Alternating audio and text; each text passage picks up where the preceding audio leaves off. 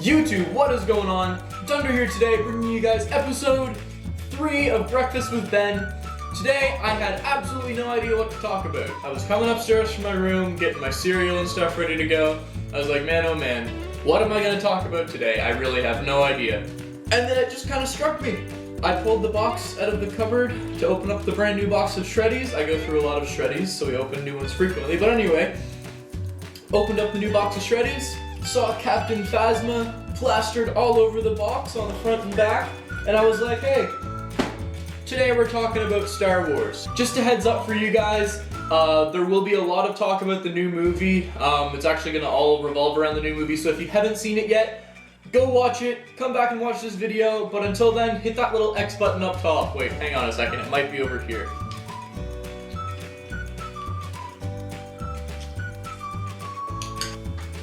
So guys, I am a giant Star Wars fan. I've already seen the new one 2 times. One, the Saturday it opened, and the other, the Monday I think it opened. But anyway, no, it was the Tuesday. Anyway, I don't know. One of those days. I absolutely loved it.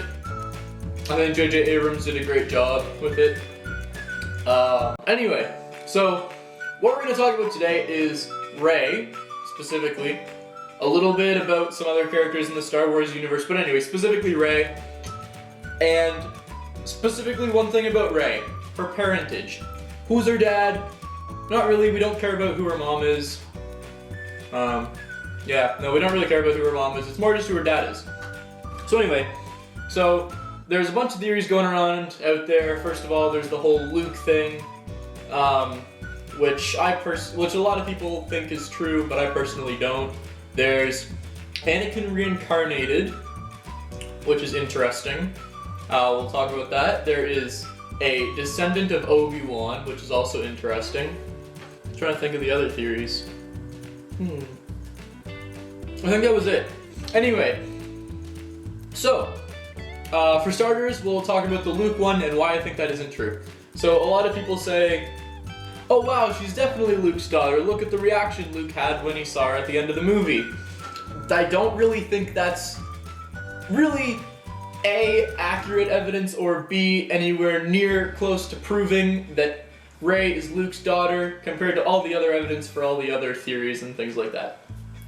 First of all, for starters, Luke, when he was rebuilding the Jedi Order, was a very, very devout Jedi, followed all of the Jedi rules, one of which is that no matter who, no matter what, Jedi cannot have any personal connection, whether good or bad, to anyone or anything. That includes having kids, or marrying, or, you know, anything like that. So Anakin kind of screwed up. Anyway, so that one tidbit of information right there that you may or may not have known basically discludes Luke from the conversation altogether. Because as he was training the new Jedi and trying to rebuild the Jedi Order, he was a devout Jedi following those rules. And then when Kylo Ren came back and killed all the Jedi that he was training, that Luke was training, which Kylo Ren was one of, he hopped on a spaceship and pieced it for the Atlantic Ocean. Just kidding, it wasn't actually the Atlantic Ocean, it's just a planet covered in water with islands everywhere. So unless, you know, Luke just kind of spawned Rey, there's no physical possible way that she could be Luke's daughter. Yeah, I almost screwed up my words there and keys and she's and stuff. But anyway, I saved it. Also, in the script, after the script was released, people went and said, oh, what does that whole ending scene between Rey and Luke actually look like? And it calls for Mark Hamill to have a terrified expression on his face. And there's kind of a reason that Mark Hamill has only really played 2 major roles, Luke Skywalker and the Joker in the animated cartoon series. And we all know that the animated cartoon series of the Joker was fantastically successful, and he stayed Luke because once he became Luke, he couldn't not be Luke. What I'm trying to say here is he is not a great real-life actor. So his look of potentially endearment or sadness towards Rey could very well just be his terrible acting because the script calls for a look of pure terror. However, one argument that the Luke supporters have going for them is that the whole you can't have any attachment to anyone was a prequel thing only. It was not a original trilogy thing. It was a episode 1, 2, and 3, not 4, 5, and 6. So, I mean, with that being said, that kind of thought process could have been totally gone. Technically speaking, yes, in theory, Luke may be the father.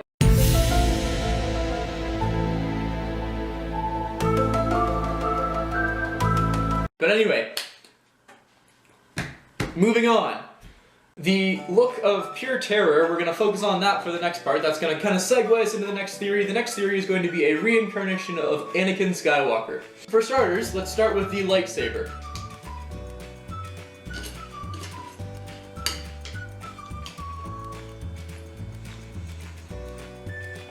The first piece of evidence for this theory is that when Rey first got Anakin/Luke's lightsaber, she had a very violent reaction with lots of visions and stuff of the past. There's two kind of arguments going on here. One is that she's having the violent reaction to it because it was Luke's lightsaber and therefore she's Luke's daughter, therefore she had the violent reaction. Another is that she's having the violent reaction to it because it's Anakin's lightsaber and she is basically getting her old lightsaber back if she is Anakin reincarnated type idea.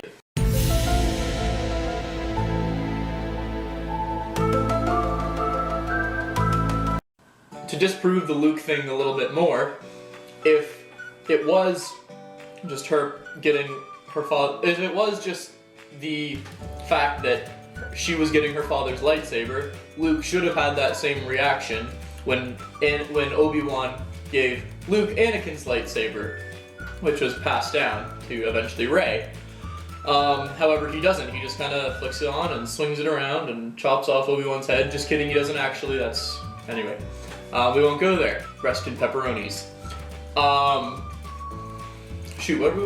Right, the Anakin theory. Secondly, in Rey's theme in the score for the movie, you can the score and so like I said earlier, the scores and the scripts have all been released. And in the score, you can actually pick out Darth Vader, like the Imperial March within Rey's theme. Anyway, which is very interesting. However, John Williams, I think that's his name. I could be totally wrong, and I apologize if I am. But anyway, he is known to reuse scores such as, Snoke and Darth Plagueis' music. So that could be totally coincidental, could also be a nod to her being Anakin reincarnated. Because as we all know, Anakin becomes Darth Vader. There, I believe, is more evidence to support this.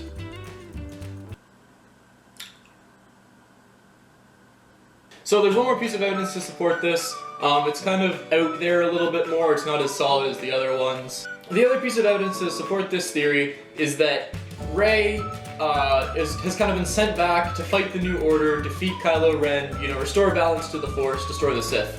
Just like Anakin was supposed to, as the Chosen One, which makes the whole Anakin reincarnated thing an interesting theory. A more accurate description of this, however, would be the Chosen One reincarnated.